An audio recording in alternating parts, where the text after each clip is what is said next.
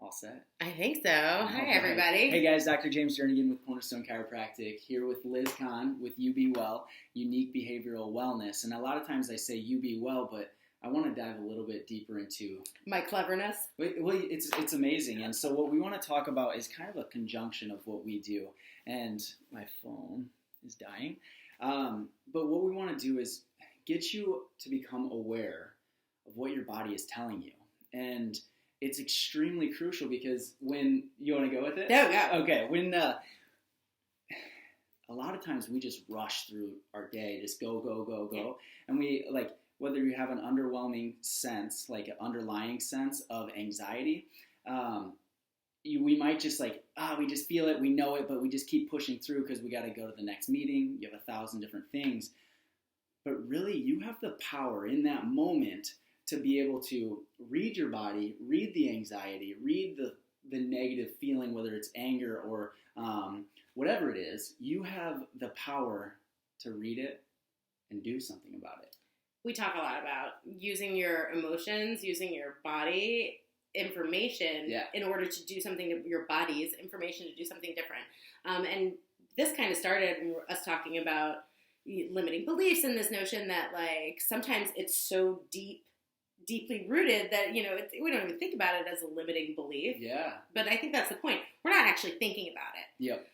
And so when we start to experience something, and you brought up, anxiety or nervousness, if you think about a time that you were really excited about something, I think you'll find that it happened in the same place in your body as that nervousness or excitement. And so a lot of times we tend to name or label a feeling, but then once we've named it, we've accepted that that's what it is. But that I think is where we want to start today, is that that's not where it is. That's not the only thing there. When you name, when I get this feeling right here, this is anxiety, and I know what to do when I'm anxious, right? I go back to bed, put my covers over my head, right?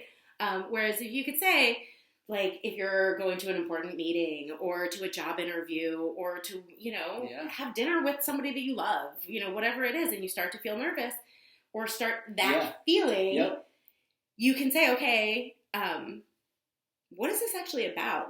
What is it that I'm nervous about? Mm-hmm. And so let's take that job interview for a second. Is that right? Yeah.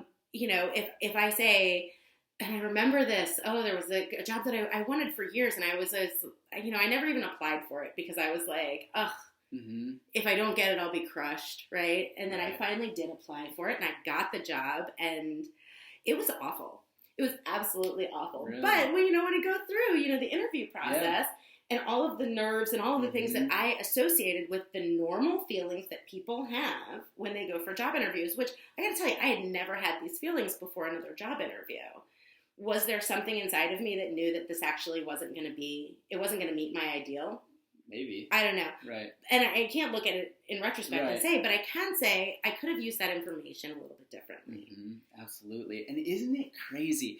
This is what just gets me excited to dive deeper into it, because isn't it crazy that public speaking, for instance, I wonder, and I don't have any research to back this up, but I wonder how many people would be anxious about it if society said that public speaking is the most fun thing in the world. Oh.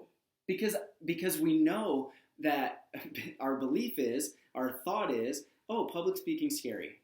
Then, even before you go up there, you've already had that belief system that's already set that little seed that we talk, and it's starting to manifest, and to the point when you go up in front of the group and you're scared or you're nervous or you're anxious. I just wonder, because I'm huge into beliefs, I wonder how many would be changed if we start to put a different spin on it. And so like you were saying and what we were talking about, like a big interview or a big meeting, if you change what your goal is, if you change what your perspective is leading up to it, then being able to ask the questions, doing the changing your focus, changing all of that going into it, then I truly believe, and what happens with me is I have a whole different experience. Right. Well, and you bring up that other notion. You do truly believe. Mm-hmm. I think there are a lot of skeptical people. I'm one of those skeptical people. So recognizing, and this is where I think we all come back together, where once we recognize this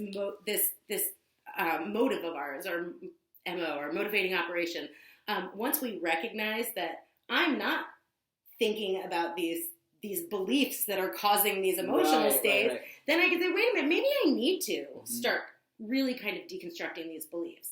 Now, when I think about that job, the belief that I had, there was no way that any job experience was ever going to meet. Right, the expectation. Right, yeah. Because I had spent so many years going, if I was working there, this is how I would feel. This is what it was difficult work. It was difficult people. It was, and there were a lot of challenging situations that were brand new for everybody. Regardless of what the specifics of it were, my belief was never going to be matched by reality. And we should talk about the expectation gap for sure, and in a different video. But and recognizing that, like, I think that physiological part, right? I get excited about the physiology. He gets excited about the psychology. And we both get, for sure. But I think the bottom line is that it all originates from the self, right. And it's all information that we can use. And so, action step for today: when you start to feel it, and you're going to feel it in different places, and it could, we talked a little bit just about fear or anxiety. Maybe it's anger, maybe it's disappointment. Disappointment's a big one. We can do we can do a month on disappointment. But the bottom line is, when you start to feel it, recognize where it is in your body. You can touch that spot. And you can consciously think about just letting that almost like melt away and just relax. And I like to breathe into that spot. But even just right now, if you're not feeling anxious right now, or if you're not feeling something, you're feeling something. Yeah. So try to do an assessment right now of just like I always like to tell patients, just say, just sit with your eyes closed and just think about your body, internally look, think and feel of your body, because this, when you're working on it beforehand, then when you're on the road and you're driving to this meeting or whatever, then you're actually going to be prepared to make a change in it. So this is what I tell people all the time, because I worked with families for years and years and years, and I always talk to parents about tantrums. You can't teach coping skills when you need them. When it's happening, right? You have to do it outside of the need for it. You have to practice. Off of the That's not the time to do it. So practice in advance. You can do it anytime you go to the bathroom, anytime you see a mirror, right? That's a perfect time to take a good look at yourself and practice in the moment. Practice going, okay, well, this is, all right, I'm going to think about this anxiety, and now I'm going to shift myself out of it. I'm going to ask it, what are you trying to tell me? What do I need to know right now? Yes. So I can use that. That's huge, because what we're not saying is, we're not saying your emotions aren't important. No. But what we are saying is they're an extremely strong indicator of what's really going on in your life, and you should read them. However, you should not be dictated by your emotions. You should not be led by your emotions. We're going to make a flow chart so that you can really understand that. But and I know that we're all over the place, but I think that in those rabbit holes, I wish we could go for a half hour. I know.